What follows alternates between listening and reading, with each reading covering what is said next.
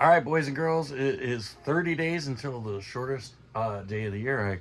I read somewhere this morning that today was the last day that some town in Alaska was going to have direct sunlight for like 65 days. So, as you can see, we're doing pretty well today.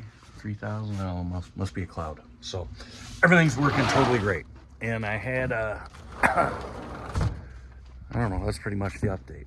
But I had a request from one of the subscribers that he wanted to know how I did the wiring on the uh, generator for the inverter charger. So what I'm going to do, excuse my lack of artistic abilities.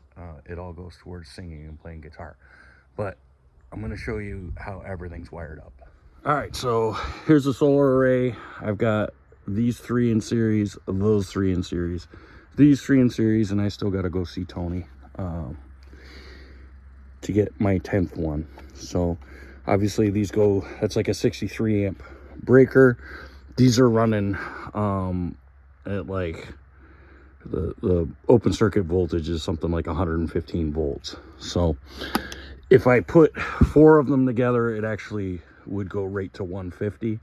And I did some research, and when it gets cold, they'll actually go over open circuit voltage and fry my shit, and I don't want to do that. So anyway, that's why I have three instead of four. So this string's long. Obviously this, if I was not going to move these because everything's temporary here, it would be under the ground. So all right, so these go up and then they go into the solar control. So these are the wires coming directly from the solar panels, and then those wires go up here to the battery bank. So let me show you on our diagram where we're at. All right, solar panels to the solar controller. That's a 70 amp solar controller, and then that goes directly to the battery bank.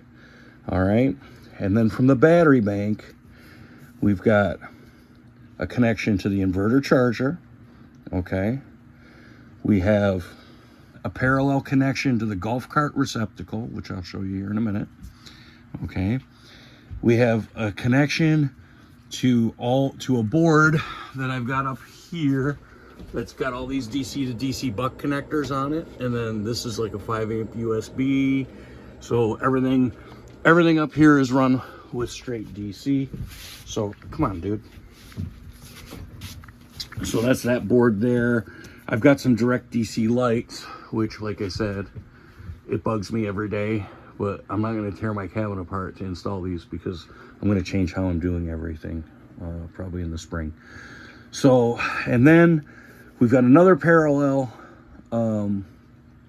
connection to this small Phoenix inverter. So the small Phoenix inverter runs the pump for the hot water, it runs the TV. So because I had to run it over here for the pump for the hot water, I also made a USB charging station that goes off of that, just because it was easier than running a direct DC like I did up here. Okay, all right, and what we want to really talk about today then, if you go back, I did videos on all of this and why I did it, so I don't want to go back through that. So what we're really going to talk about is this inverter charger. Okay, this inverter charger that I got, it's like a 4,000 watt Sun Gold power. Okay, and it goes to the breaker box and it runs everything, right? It runs like right now you can hear the dishwashers going, runs a washing machine, it runs pretty much everything except for this little bit of stuff in that one outlet there. Okay, everything else. So it goes to the breaker box that was wired up. Okay, it powers the well pump, which is a deep well pump, 1.5 horsepower, and then it goes all the way out and powers everything in my barn. Okay, and so the idea with the two inverters, I did a total video on this, is this big low frequency inverter, which is what you need if you want to run power tools and a deep well pump. You need a low frequency inverter. I already talked about that. Okay, those take a lot of power when they're just sitting there, and it's just a waste of power. So if you can shut this off when you're not running all the rest of the stuff and run it off of a much smaller inverter, stuff that doesn't need a lot of power, then, you know, your idle consumption gets cut really quickly. So, but what we really want to talk about today is the generator receptacle, which is out there beside the golf cart receptacle. Okay, so let me show you what we got. All right, so I got these. I think they were $14 or $17. Okay, this is how it comes. But I started looking at it and I was like, hey, I think I can modify this and make it not look janky. I know I got like the old cable and stuff here. It's got to go. But I try not to make things look janky. It's just me. It takes time.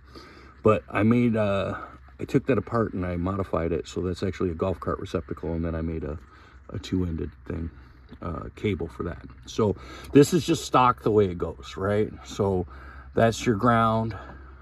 These are your hots, and that's your common, okay? And that all goes up through this, and then through the wall up there by that inverter. So let's show what's going on. Okay, so the generator receptacle, this particular one does not use the common. It uses 2 hots and the ground, okay? So that's an in. So there's an AC in and an AC out.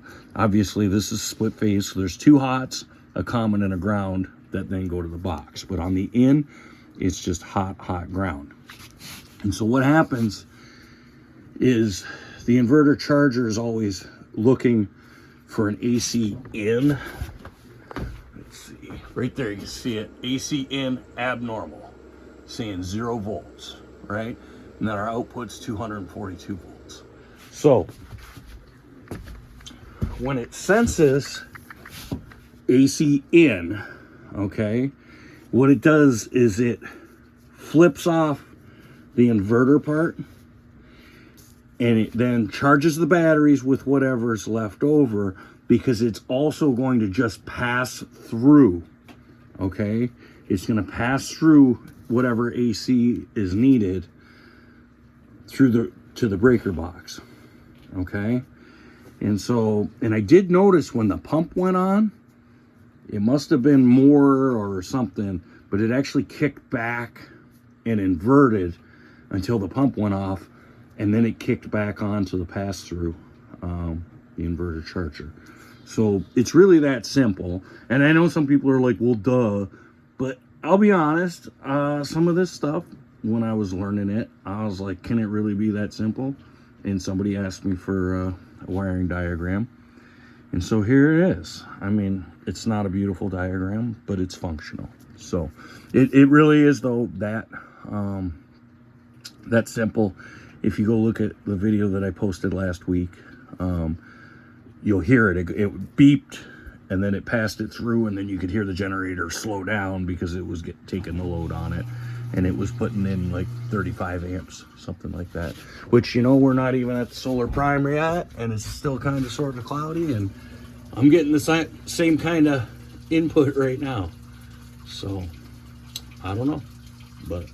All right, so there you go. That's pretty much how it works. I guess I'll have a little party on the 21st of December in a month, and I don't think I'm gonna need ever to run that generator. And, you know, I said it before, I'm still running the golf cart around them. It's crazy. It's like 40 degrees out today, and it was yesterday too. Because I remember hunting seasons where it was like a high of like 8 degrees. So, and not Celsius. I don't understand Celsius. I'm old enough that we took Fahrenheit in school in Canada. But anyway, yeah, I still got a 100 amp hour 48 volt battery in there that I could add. I don't even think I'm gonna need to do that. Never mind running the generator. So, but I tested it. It is nice. Maybe if I had a party or something and I was just like, screw it, let's leave the shop lights on and whatever. You know, I could always bring the generator up here for 2 hours or so and recharge everything. So, but if you have any questions, let me know. I mean, and hey, subscribe if you would. I mean, I hate that everybody's like, please fucking like and subscribe. Blah, blah. Sorry, I'm not supposed to swear. But you know, it actually does take a lot to make these videos and edit stuff. So if you get me over 1,000, I'll do like a 4 or 5 part series on every part of this, why I did what I did. But I can guarantee you in a month, I'm going to be having a celebratory video, because I told myself back in May when I started doing this, I was not going to be one of these losers who's like, oh, I had to run my generator 13 times.